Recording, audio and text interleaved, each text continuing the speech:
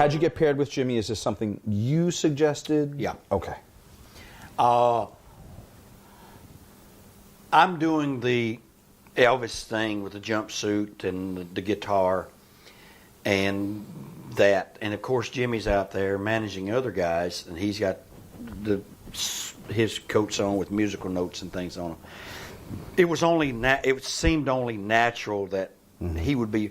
I don't think I would have succeeded anywhere near what I did if I had had Captain Lou, Slick, or Bobby, Fuji. the Brain, or Fuji. Yeah. It just wasn't one of those things. And we were on a plane going or coming from somewhere, and I mentioned to Hogan again. I said, "Man, it'd be, you know what? I think I could really get this thing going good if you put Jimmy Hart with me." And he says, "I'll mention it. I'll mention it to Vince." And I said, because Jimmy and I had worked together in Memphis, and of course Hogan knew that because he was there early in my career when he was first starting. And Jimmy and I had worked together, and we had worked together in single matches. It's him managing me, and in tag matches where he managed myself and Kevin Sullivan at one time. And Jimmy created this thing called the First Family of Wrestling, and I was part of that. So I knew Jimmy, how he worked, and he knew how I worked in the ring and around the ring, and I knew how he would be on interviews, and he knew how I would be on interview segments. So the marriage was almost complete, but we needed to be together. Yeah. And Hogan mentioned it, and they put Jimmy with me, and right away we clicked as same as we did 10 years before in Memphis, and it was easy. The gears, it just worked. You travel together? Yes, we traveled together, and it worked. It worked because he, like I said, he knew me, I knew him. He knew how I worked in the ring. I knew how he worked outside as the manager, and it all worked very well. And when they put him with me, then we started traveling together, because he was traveling with Roddy and with Bob Orton, and he was with Adrian Adonis and different people. So Jimmy was looking for stability. Yes, it's a very good word. And Jimmy doesn't fit into that rogues gallery you just mentioned. So he was like, you know, when Hogan said, "What do you think about managing Honky Tonk Man?" He said, "Oh, I love it, baby, I love it. Oh, it'd be great, You know, we were together in Memphis," and he went on and on and on, you know, trying to sell it to Hogan, which he didn't really have to. And then when they put him with me, it clicked, and then of course we were together on the road, so which made it even better. Sure. Because we got along at the arenas, got along professionally, we got along personally, and that's always a good fix. I'll have to talk to Jimmy about those days with Adrian and Bob. Well, I never knew that, if he was ever rolled up and used as a straw. Your first year, you mentioned some of the folks you were in the ring with. I'm going to give you the whole list, and I'd like you to select a couple that you think were instrumental in helping you build that character, and maybe some that weren't so much, and feel free in the classic honky tonk way to let me know about them. Corporal Kirchner, C.V. Affi, S.D. Jones, Lanny Poffo, Pedro Morales, Billy Jack Haynes, Rick Martel, Tito Santana. Oh, I won't say stuck with, but I had several matches with this Corporal Kirchner, and they were not easy. Let me put it that way. He was rough around the edges, and he was young in the business. He wasn't a seasoned veteran, and I was there. He was over pretty good because he had done the flag thing with Nikolai and those guys, but he wasn't like really over, and they were using him down in the mid card, lower cards at the time. And we would go out, and I wasn't really beating him, especially in the towns where Strongbow might be where Strongbow might be the agent.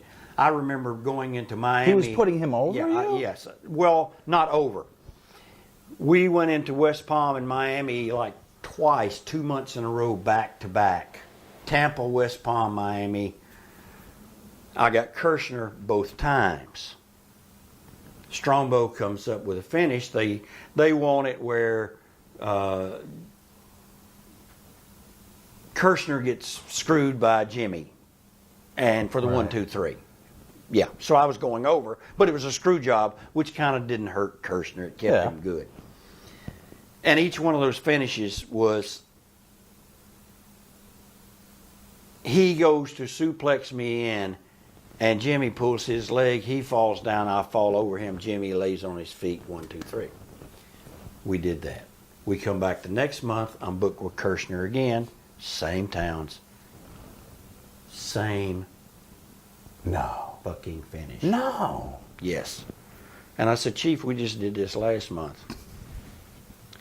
And I guess at that point, Strongbow thought I was way out of line.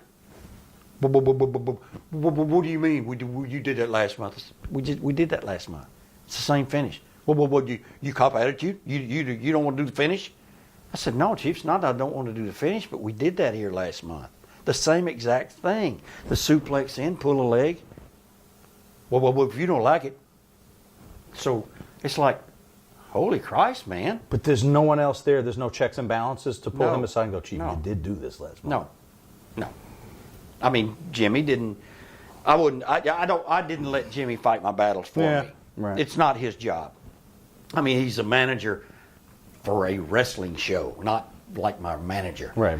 So I was like, Jimmy, I can't believe this. Can you believe he was doing this again? And we actually had some finishes in similar situations with Strongbow. Again, I mean, if it had been Rene Goulet who had done that, I would have said, Sarge, we did that here last month. Oh, okay, then let's just change it. Because the thing was, the agent was given, I guess, leeway only on to the fact that we want this guy over. Had to have a screw job on this guy, have a Mike Sharp walk out on this one, a count out, have a DQ on this one, just to play with the talent where you keep someone good, like they want to keep Kirchner good a little bit, Right. maybe to try to work with him a bit, and maybe rejuvenate him, not kill him off by doing jobs every night for a guy like me who's just coming in. So that was the first time I had any problems with anyone when it came to. Now here's one of the supervisors who I'm on record on some of the other shows that we've done with you about. I worked with Strongbow in Puerto Rico when he was down there rehabbing his bad knee. Carlos put me with him to help him along for 3 or 4 weeks in Puerto Rico, and because he knew I was not going to hurt him or do something to him, and when we get up here down in New York territory in WWF, he acts as if he didn't know me. Did he have something in for you? I have no idea. I have no idea at all. No heat Because from in any other place. In You Puerto, worked in Puerto Rico? Puerto Rico was fine. Right. We all stayed at the same hotel. We got up, had coffee and breakfast, all of us together every morning. Myself, Mr. Fuji, Luke Graham, Dutch Mantel, the Puerto Rican guys that were living, that some of them lived, the Japanese boys that lived there. And then I get up here, and all of a sudden, you got attitude? Right. No, I don't have an attitude, but. So from And that wasn't the only time. I mean, you've told us other things. From that point on, then Yeah. things with him obviously went downhill. So that was a Kirchner thing. Right. And then you mentioned Billy Jack. Billy Jack was fine, no problems at all. Go out, do the thing. There again, they were trying to keep him good Right. and build me, so I'm not really winning matches. The only time I would win matches was on the TV tapings where I'd go out for the 3-4 minutes and beat some guy they brought in, and so we shine. Pedro, you mentioned him. He was a bit difficult because he was toward the end of his career. He had been knocked down now from world's champion, from intercontinental champion. He was mid-card, low-card, working underneath, working with guys like Jimmy Jack Funk now, Honky Tonk Man, Butch Reed and new guys that were coming in. New guys. the old crew that had been there, the Pipers and the Ortons and the Orndorffs and those guys, they could see all this new crew coming in. And so you mentioned the locker room early. Yeah. Early on for 6 or 7 months, it was all fine and good. But now here comes Ted DiBiase and the Honky Tonk Man and the One Man Gang and Butch Reed and Ravishing Rick Rude and the Powers of Pain. All these new talent are coming in. So now the good old boy network that had been there and sensing some changes. There was things going on, but the business was growing. There was more towns running. We were running and they needed talent. So Pedro was a little bit difficult. What was Pedro's advice to Billy? I remember the story on one of the shows we did. Was that you that told us? To Billy Jack? He told Billy. Yeah, see, and excuse me for, I have sinus sometimes, allergies.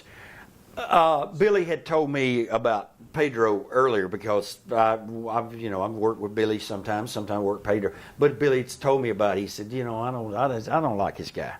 He said, I'm here. I'm trying to get over this guy. He's had his chance, and I've done everything, and I've tried to be nice to him, and he's just been a complete asshole. And Pedro was being an asshole to us young guys that was coming in. And so he was uncooperative, and he was like, Billy, you not going to make it. You going to crack, Billy. That's right. Needling the guy. Well, Billy Jack would have beat the shit out of Pedro. I was going to say. So, I've seen some of the stuff Billy Jack's done, and he's not one to hold back. But that was him. Now, Lanny Poffo had a lot of matches with Lanny. Lanny understood his position on the card. Lanny and I clicked, and we were fine and dandy, and so was SD. SD was as fabulous and go out and all SD wanted was like anybody else. And I was more than happy to go out with those guys and give them 80% of the match, 90% of the match, and then let me do my little bing, and I'm over 1, 2, 3. The fans are going to hate me, and you've lost none of the respect from the fans for yourself. And they weren't selfish at all. And I wasn't a selfish heel that would go out there and try to overcome them. I knew that the best way to get over is kill people with kindness.